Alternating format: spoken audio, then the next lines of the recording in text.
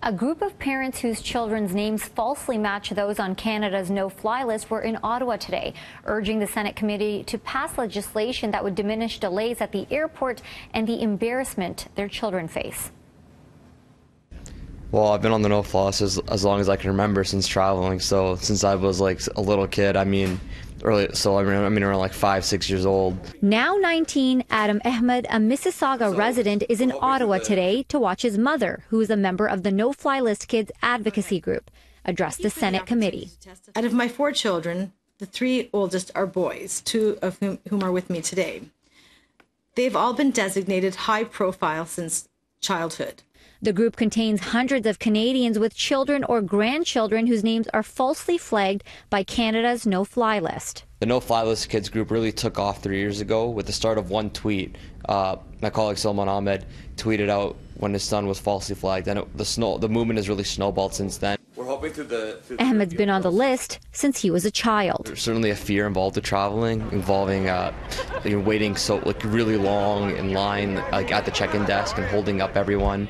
Getting a lot of dirty looks from people who are in a rush to travel as well, but they see you holding up the line, and I'm like, I've done nothing wrong.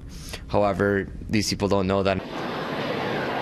Research suggests there are currently 100,000 Canadians falsely on the no-fly list. I'm a 31-year veteran of the Canadian Forces. I'm here to advocate for my 7-year-old son, David Matthews, who's been falsely flagged since birth. The irony of being both a veteran that held security clearances and called upon to defend my country and having a young child falsely flagged for the no-fly list is not lost on me. It's ridiculous.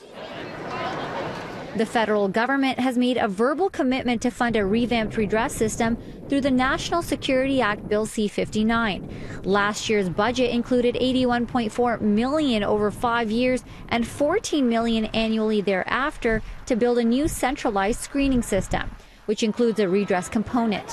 What that would mean is a different system for passengers with false positive matches to the no-fly list. It would provide a passenger who has been mistakenly flagged with a redress number they can plug in to clear them for future flights. We reached out to the Minister of Public Safety, Ralph Goodale, to ask when exactly this system will be implemented. The office's response, in part, the development of a new centralized screening and redress system program is a substantial undertaking that will take time.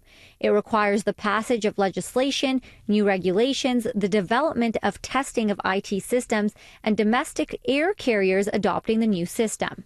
We're just hoping that we can really enjoy traveling, and all Canadians who are falsely flagged can be given the same rights as other Canadians.